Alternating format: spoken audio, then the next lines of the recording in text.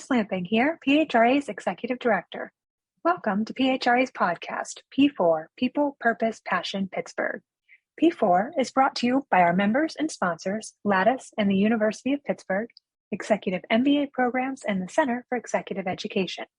We appreciate their support, and we'll hear from them throughout the podcast, beginning with the University of Pittsburgh Executive MBA programs and Center for Executive Education.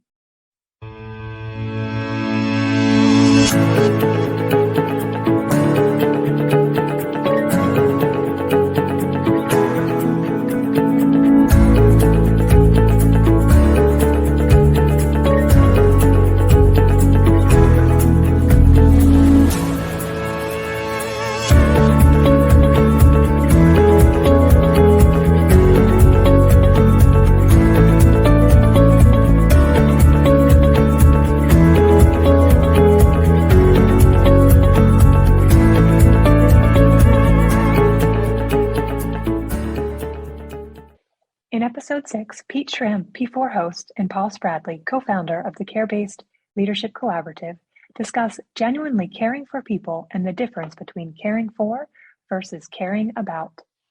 Paul Spradley, it's a pleasure to be talking with you today, and I'm excited to learn a lot more about you, what you've been up to, and I think everybody listening is going to have a couple of things that they take away. So welcome to the P4 podcast. Thank you for your time. And the first question, man, is, who are you? Where'd you come from? How'd you get to where you are today? So thanks for having me on the show. First of all, I'm very excited about this. You've got a great smile, by the way, Pete. We've been only meeting in pictures, and so your real life smile is not the same as your picture smile. I love your real life one better. Just going to throw that out there. Thank you. I'll take that as the biggest compliment I got all day. Yeah, man. So I'm from Pittsburgh. I grew up here. I was born in North Carolina, so I don't claim North Carolina, but I left when we were 3. My dad was working for KDKA TV News, and so that exposed me early to this idea of storytelling. And so I grew up in Pittsburgh. I grew up in the South Hills of Pittsburgh, in Beachview, and was involved with a lot of different things. But I think one of the things that I was always interested in people. And so when I got into high school, I was like, well, what am I going to do next? And sounding the way that I sound, TV news was obviously the next choice. So I went to college, Robert Morris University, and for media production. And then my first job out of college was a news reporter in Steubenville, Ohio, where I would be the guy on the street saying, whatever you do, don't come outside today because it's freezing. And I'm outside. I'm freezing and I'm telling people don't do what I'm doing. I made very little money. And so, it was one of those things where you don't have much of a life because you don't have any money to have a life with, but it was a great experience. I liked it. I didn't love it. And so I went back and got my master's degree. And in that space, really started learning that I love the idea of working with people, with young adults in particular. And young people. And so that started a healthy career in education. So I was in higher education. I started the Office of Multicultural Student Services at Robert Morris University, and then started another Office of Multicultural Student Services out in Adrian, Michigan. So this is really 2006 really began my career, my understanding around diversity, equity, inclusion. I was still a novice, but I got involved early on and was thinking about ways to influence people around relationships, right? Like that was at the root of what a lot of the work I was doing. And I remember, I'll never forget when I started in the Office of Multicultural Student Services at Robert Morris. You have to remember, like this was 2006 or 2007 at the time. And there weren't a lot of colleges that had like a gay straight alliance on their campus, right? So I had started a few college or student groups. And I remember as we were going through the process, there was one young woman, and she said, this is so crazy to finally be able to be my authentic self. Like I'm going into my senior year, and this is the first time that I felt like I could be me. And that shook me. Like her statement was so simple and powerful and just really reflective of her experience. So this idea of really thinking about the individual. So even later on down the road, when I was doing diversity inclusion training and things like that, this idea of, we talk about people, but like, who's the person behind the people, right? Like, and so trying to get people to think about the individual, think about the person. And if you don't know an individual, if you don't know a person, what do you have to do to get to know someone, right? So, so I worked in higher education. I worked in Pittsburgh Public Schools for a bit in their human resources department. And I was recruiting teachers and doing things like that. And then, I went back to Robert Morris, was working the Center for Student Success. I was the director. So that was my first time staffing or managing a team of people. And that was an incredible experience. I learned a lot about myself. But in that space, I needed guidance from mentors. I got incredible insight on how to be a leader. And they really coached me around, skill sets that I already had. So I like talking about management of people because it's something that I do well and something that I was given great insight on. I started my own business. My wife and we started the company's called Care-Based Leadership. And I left higher education. It was a comfortable job. I left and literally was making no money for the first 3 months because I didn't know how to sell my business, right? Like but I did know how to network. And so part of that process was getting connected with PHRA and going to the events that they had and things like that. So and then I started working with a sales coach who taught me the understand, like he taught me how to sell things. And that literally changed the game. We had a great product. My wife and our company was like, the way that we talk about diversity, equity, inclusion is from this idea of care, right? Like, so it's caring for versus caring about. Caring about is just, hey, Pete, how you doing? And you might say, I'm fine. How are you? And I did my due diligence for that day to care about you. Caring for, saying, Pete, you don't look so great, man. Like, what's going on? Are you okay? You want to go for a walk? Can I get you some orange juice? Is there something that you might need? So it's much more action-based.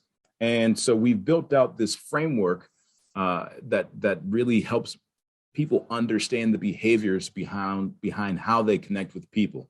Going back to that thought again, right? Like the person, like how do you connect with the person? And how do you then take that person and then connect with this community? And how do you take this community that you've been engaging with and then advocate for this community and put practices in place that are just supporting and affirming of that community? So started that company. It started off, like a typical startup where we weren't making any money. And then things went very, very well after that because we were able to sell our product. And so my wife is still running that company now. I was, fortunate and blessed to have an opportunity to be, to help. I was invited to participate in the application process for Dollar Bank. At the time I was like, no, I'm good. Actually, like I like doing this thing here, but I rewrote my mission statement and I rewrote it, and the idea of me having greater impact is what really allowed me to then say, you know what, I'm gonna throw my hat into the ring in this space, and it worked out well. And so that's kind of my career trajectory up until this point. Okay, so it seems like you're about 85 years old now. Does that sound about right? If we look at everything that you've accomplished and all those different positions in and out. Geez, RMU must love you. You went there for 3 different degrees? 2. So I got my master's and my undergraduate degree, and I got my doctorate from Pitt. Oh, okay. So we're missing out on a couple of the other schools around town. I guess we're going to have to go for some more masters or other doctorates. We need to share the love.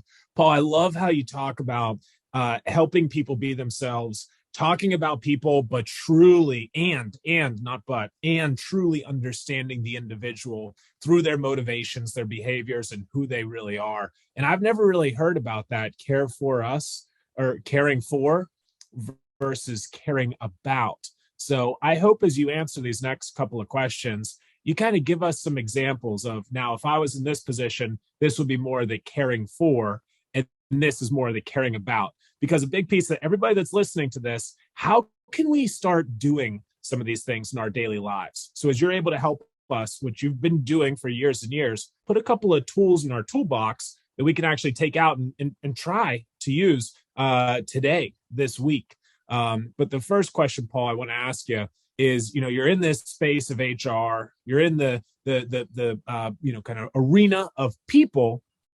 Biggest trend that's impacting the HR world right now, what is it? I would say there's a few, but I think the one that most intersects with my world is recruiting of diverse talent. I see that just as a trending issue, not only from a frontline perspective, but executive employees, and then even with the board. Like I was on a conversation just last week with a group in town where we were talking about what does it mean for the board to recruit diverse talent into their board. And so I think the idea, so when you talk about caring for versus caring about is saying, I put my job description on this diverse website. I did my job. That's like bare minimum. Like there's this diversity jobs or whatever it is. I put my job description on the Urban League's website. And now I'm just going to sit back and wait for people to come and apply for that job. That's caring about. I cared enough about getting to this community that I put something on that website. Caring for, again, it's action-based, means that you are looking to build a relationship with the Urban League or diversity jobs and say, hey, here we have this opportunity. But before that, is there something that we could do to help you out? Like, is there something that we could do to lift your name, to amplify your name, your cause? There's an event that you have that you're looking for attendance. Is there a way that we can support you? It's really what it means to be a good neighbor, right? Like a good partner, and just thinking about ways to do that. And so you could look at that from a high level, and then you could also take that down to the micro level and say, I know we have these positions to fill, but if I could build a relationship with this one organization and get to know them and see if there's someone that I can connect them to in the community that's going to help their mission and their cause. And what you're doing is that care for is getting to know who they are, right? Like that's, you are having a connection that you wouldn't otherwise have. And so this idea of like a transactional relationship of, I'm going to put this out here and you're going to apply for this job, like that is a way of doing human resources. But I think that as the job market is shrinking, as not the job market, but as positions, as the workforce is shrinking, being creative and thinking about how you're building relationships will be a game changer in a smaller pool, right? Like if I am in the Hispanic community and you've done nothing to intentionally get to know me and reach out to me, why would I want to work for you when there's this other organization who's very similar, who's taken the time to come to our community heritage day, right? Like they've taken the time to let us know about ways to improve our circumstance in this community by taking advantage of these resources. That action is an example of caring for in this recruitment space. So I love how you talked about transactional, and right as you were saying that word, I was writing it down. And people can feel whenever it's, hey, this is what I need to accomplish. Let's do this, do this, do this, do this. Boom, done. Hang up the phone. And that's not really enjoyable. And people like to do business with, folks that they like being around. Why can't we have fun while we're in the office, right? Just because, we're talking to the VP of diversity, equity, and inclusion doesn't mean that Dr. Paul Spradley doesn't also like to have fun, build these relationships and think win-win. And I think that's the biggest, kind of takeaway and thing that folks need to, get back to, right? At the end of the day, we're people. And to be real with other people and to be, genuine with other people is so very important. And what you just mentioned probably takes a little bit more than 40 hours a week, right? To be in the community, to be doing these different things, to support one another. So sometimes, it goes beyond that 9 to 5 in the office, but, you sort of develop yourself as an individual, and it's kind of walking the walk, but also talking the talk. What are some of the different organizations that you've built those relationships with around town, Paul? So I like people in general, right? And so I kind of start from there just as a broad umbrella. But whether I'm coaching or doing executive coaching or, even in our business, what we'll say is, think about whose voices are not at the table. And so it might be women.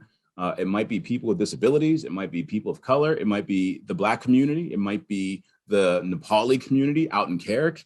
It might be the Hispanic community. And so there's a lot of options of thinking about who's not in the room. And I would just say, start with one of those spaces.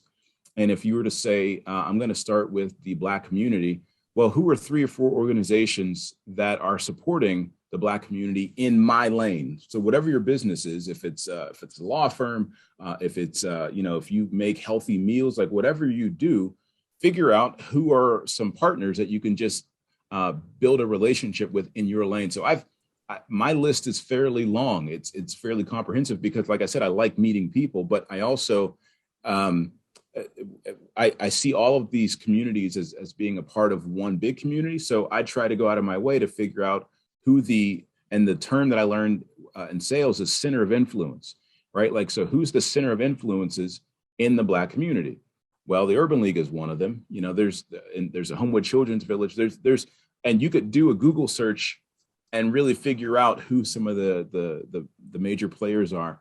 And then one of the things that I do at networking events, so when I went to the first event with the Hispanic Chamber of Commerce, got to know Melanie. I said, Melanie, who are 3 people here that I should get to know that are in this community? And she said, well, you should get to go, you should get to meet Monica over at Casa San Jose. And so she pointed out people that I should meet. And then I met them, and then I followed up with them. And then I said, how can we just be in relationship? I don't want anything from you on the front end. I just want to be in relationship. And then I move on, right? And I say, like, all right, so who are the major players who's supporting people with disabilities? And Joyce Bender's name comes up a lot. So you start there and say, Joyce, who are 2 or 3 people that I should build relationships with that you think I should know? And just move down from that and ask each person that you meet with, who are 2 or 3 people I should get to know. It's going to be important to keep a good CRM or, a Rolodex, whatever it is that you're going to use, because again, you don't want this to be transactional and reach out to folks when you need them. You want to have an ongoing relationship, and you won't be able to go to everything, but responding with an email that says, I can't attend this event, but please keep inviting me, has much more weight than not hearing from a person for 2 years and then saying, hey, we have this fundraiser, we'd love for you to be present so it looks diverse, right? Like that's inauthentic. That's going back to the transactional piece. So yeah. I love it. Paul, I thought we were going to be talking about HR today. You're giving us all these life lessons. We're getting our money's worth and then some. So through a couple of those last few points you shared was around diversity and inclusion, walking the walk and talking the talk. And you've been, I don't know that I know many people that have been in this space since 2006. So talk us through a little bit more about one thing that we can positively do, to impact diversity and inclusion. You mentioned just recently, right, looking around the table and thinking, does everybody have a seat? Paul, what if I'm in an office or an environment where I might not even know what all those seats are? What's one thing that we can do to better understand and positively impact DEI? Yeah, so I think that the number one thing that an organization can do to have deep and immediate impact is assessment. There are organizations, there are consulting companies like Care-Based Leadership that do assessments for you, that will come in and ask your employees questions. There are things that you can find online for free if you wanted to just have a place to start where you wanted to just ask some questions of your team, but you have to know where you're growing from. And a lot of times people are guessing. They've never actually asked their employees how they feel. Like, do you feel like you belong in this organization? Do you feel like we care for you? Do you feel like we have your best interest in mind? And what are the ways that we could address that? A lot of times folks have never asked that. There's this assumption, right? Like, we've had people stay for a long time, so we just assume, but an assessment will give you a playbook. It should give you very clear, just here's where you are, and here's where you can go from that. I think that if you are a member of Vibrant Pittsburgh, there's an assessment there. The National Diversity Council does an assessment that's similar. We have offices in Cleveland, so the Greater Cleveland Partnership does an assessment that's similar, and that's all a part of that, or just being a part of that organization. I think that if you did nothing else, you had no funding, no budget, but you wanted to start, getting an assessment allows you to reap multiple benefits. Right? You get to know where you are and where your gaps currently are, or at least a few of your gaps. It essentially gives you a roadmap. It'll say, like, here's some gaps, and your next step in this hiring space should be to blank, right? Or if you have a very if you don't have a diverse team and you don't have a lot of room to hire people, your next step should be figuring out how to build a community or a council with people in the community who you can then listen to their voices, right? You provide them a meal, ask them some questions about your service and how you can improve that so that you're hearing more voices at the table. Pay people where possible, right? Like, hey, here's $25 just for giving us, an hour and a half of your time. And then you could do a follow-up assessment a year later and measure growth, right? Like you could say, we're going to work on these 3 or 4 things and let's see what happens. And let's see how that impacts our organization, right? Like, so an assessment there's so many benefits. It can be anonymous, right? Like people don't have to put their name on it. They could take this assessment, which is creating a sense of agency, right? Like you've given me the agency to use my authentic voice by asking me these questions that I don't have to put my name on.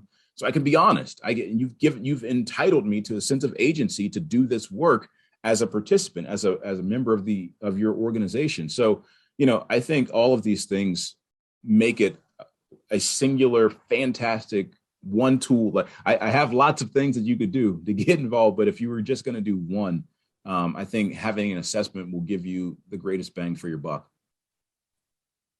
Oh, I think we could talk for a couple of hours here, but I don't know. Let's do it. Let's just talk for a couple hours. we can keep going. So you just gave me a whole bunch of ideas there. So there's going to be lots of follow-up for sure. And it's clear that whenever it comes to the way you go about business, you begin with the end in mind, but you also think about the real person on the other side. And there's only so much that you can learn from a book, which you learned a lot from many different books over these years. But then there's a kind of people piece of it, the street smarts, the emotional intelligence, IQ versus EQ. And so this next piece gets into a little bit of that EQ and maybe some people that have kind of guided you on what to do along the way. But whenever it comes to people that know other people really well, give us 1 or 2 folks that come to mind that, maybe have guided you, but also that you sort of look up to whenever it kind of goes beyond the book and what the book says. Yeah. So relationships are important for me, and I'm always learning from people. So I deeply believe in the idea of mentoring or learning from people, but that person doesn't always have to be older than me or more senior than me. So the first person, I'm going to give you 2. The first person, his name is Micah, and I don't know if we're allowed to say his last name, but he's here in Pittsburgh and is a great guy. You should find him on LinkedIn. Micah interviewed for a job for me when I was at Robert Morris, and he did something that I'd never seen done in an interview. And it was actually, I told him once I hired him, I was like, the reason that I hired you is because you did something that was so profound. I asked him a question and he took maybe 20 seconds before he answered. Like he leaned back, he looked up, looked around, leaned forward, and then answered the question. And I said, I've never seen someone so thoughtful in my life. And here's why that's valuable to me as an employer around your emotional intelligence, because I know you're going to do that with students, right? Like we're in the business of making sure that students are feeling heard and then moving from a C to a B and a B to an A. Like that was what that work was about. And I was like, and I know I could trust you I don't have to be in the same space as you because you'll think through this. So I think that was an incredible example of emotional intelligence. He's continued to do that in our relationship, right? Like we'll sit down and I'll ask him, like, what do you think about this? And he'll process it. And then he'll tell me, well, first my mind was going this way, but then I kind of asked myself this question in my head and it was kind of so, and I very much appreciate that. I think that is a fantastic way of being able to connect and getting to understand people is by slowing down the need to respond right away. So that's very high IQ for me. The next person, I'm going to call him Dr. Charles, again, because I don't know if we're allowed to say the first or last names, but he was a faculty member of mine when I was getting my master's degree. And he was a superintendent here for a large school district in Western Pennsylvania.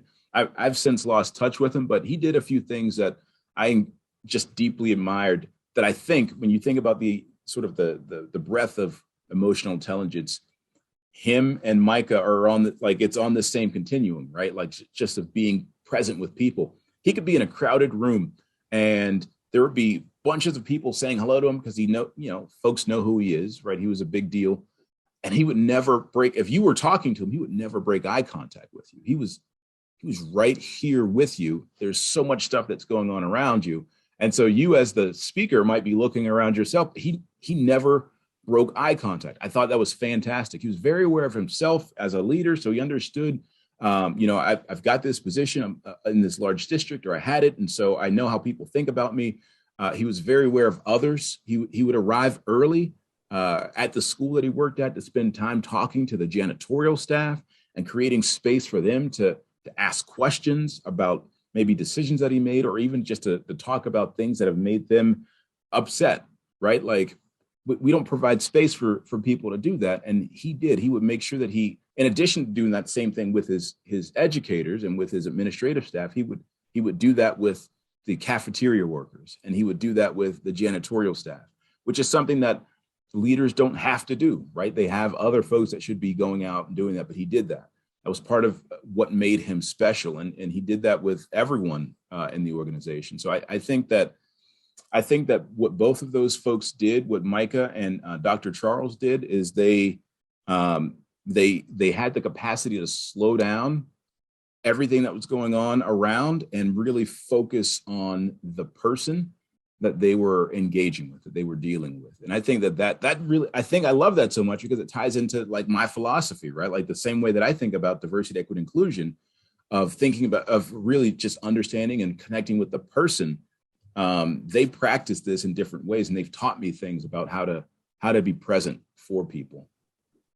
Yeah, prioritize the person that is present to truly understand the individual. Doesn't mean I thought you were going to have a few more P's after that, right? But then yeah, by Paul and Pete.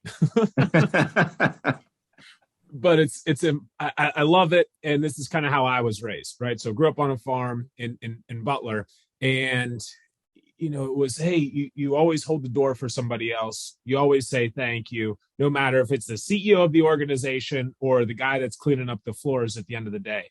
And you know what? That matters. And as you keep working your way up in the organization, going up the food chain, it's kind of lead by example.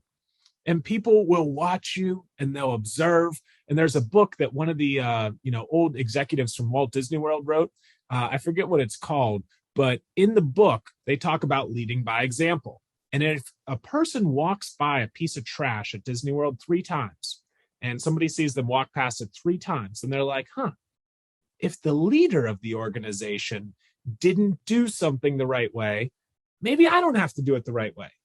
So incredibly crucial what you just mentioned. Those guys, right? He said he was very well respected in the community. He probably doesn't have to take time to say hi to the guy cleaning the floor, right? That's not in his job description. He doesn't have to do that kind of thing. Paul, how many different people do you say hello to on a daily, weekly basis that, maybe the person who was in your position before, they might not have even known they existed? Maybe 1, maybe 10, maybe 100, because you do it in the office and out of the office, because you're prioritizing meeting people and meeting them where they are. It's phenomenal. Yeah, thank you. Right. I appreciate that. Yeah, of course. Like I said, we got a whole lot more to dig into here. Can you but we'll talk about real quick. You said your alliteration was prioritizing the person that is present. Wow. Prioritizing the person that is present. I like that. Well, you said it. So, Paul, talk a little bit more. You mentioned Micah, and you mentioned what'd you say, Dr. Charles. Were either of them a mentor, or did you become a mentor to one of them? You mentioned that word earlier. Kind of who have the mentors been in your career, kind of guiding you along the way? Yeah, so Dr. Charles was one of my mentors, and I actually am currently mentoring Micah, and again, love the idea of learning from people. I once I realized what a mentor was, I've made it a priority to have multiple mentors who are mentoring me, and multiple peers who I am. They say surround yourself with like-minded people. I see that as mentoring also, right? Like if I'm hanging out with folks that are visionaries that want to go places that are challenging the status quo, that is peer-to-peer mentoring. And then I also mentor, right? Like I look to just genuinely invest in people. And Micah's one of those young people, younger adults. But I still, like a lot of my staff that was new, when I was at Robert Morse the second time, I'm still mentoring, right? Like we still get together once a quarter and they tell me how they're navigating things professionally, or they'll ask questions, or I have people reach out and say, hey, I'm in this situation. What do you think? And I have helped people work through those things because I've had people do that for me.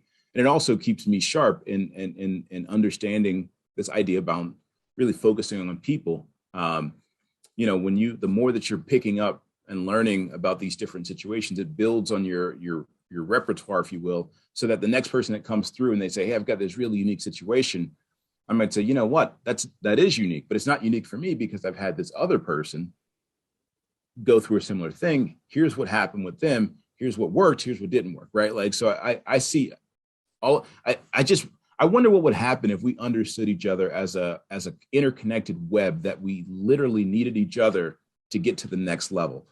Right. Like what would happen if we all thought that, if we all understood each other, not as a person that we needed to be above, but as a person that we need to collectively lift up. And I need to invest in you, Pete, so that you're your best version of yourself, because then you're gonna lift up like one of my daughters down the road just because we have a relationship and you have access in this other space. Like if we understood each other as connected like that, that's game changing, man. Like that's life world changing. If our city, if our neighborhood understood the people in it as everyone is, we're all interconnected and we need to all lift each other up in order for us all to like win, right? Like, but that's wishful thinking because there's this idea of like, I need to get mine, right? It's very much this American thought of I've got to get mine, and it makes it tough. And so when we think like that, we make those decisions that are not favorable for other people in professional workplaces. Like when I say others, I mean like people that don't look like you or think like you. We don't make favorable decisions for that person because we're not thinking about them.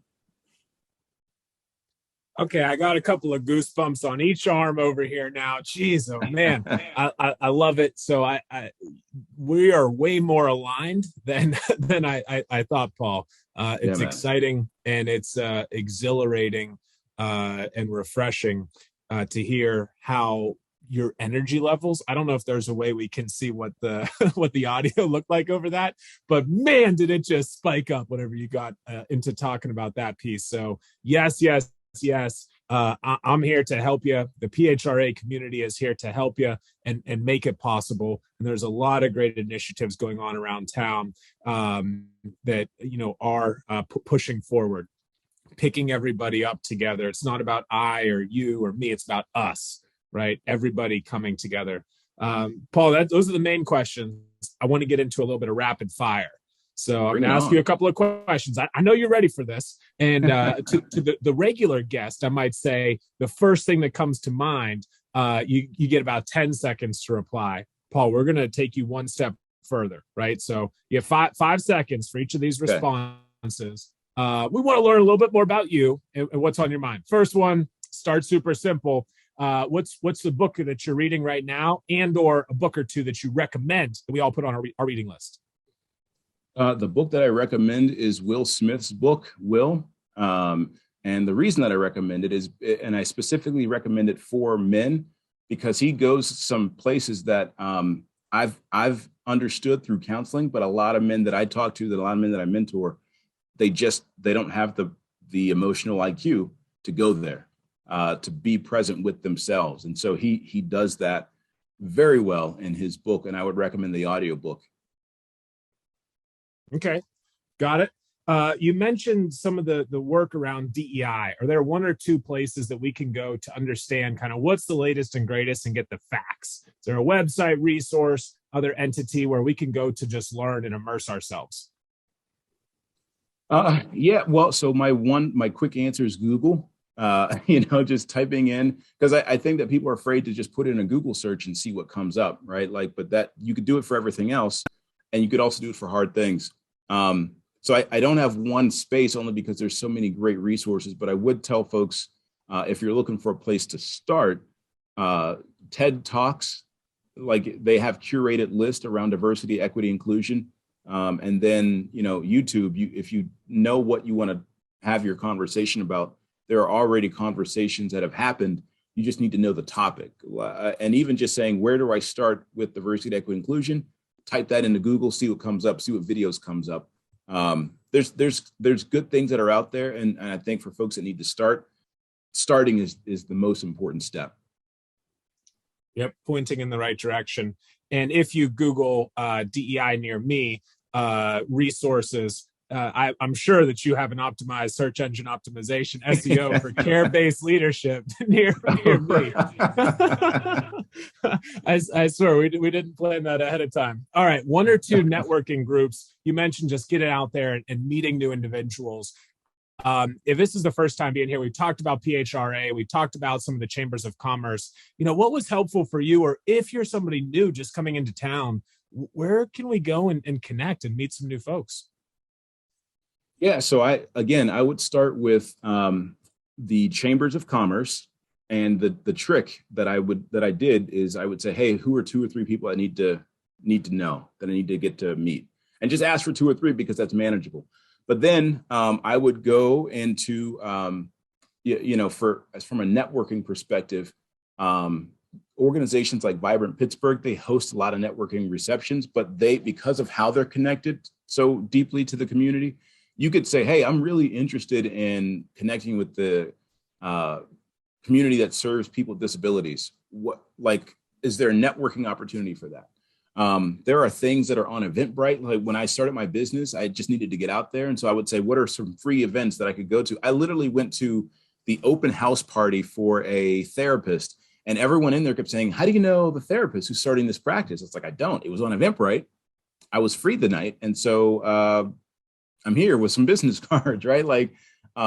Just getting out to meet people, I think is going to be, and there's a lot of folks still doing things virtually, but you have to know what lane you want to be in, right? Is it corporate? Is it nonprofit?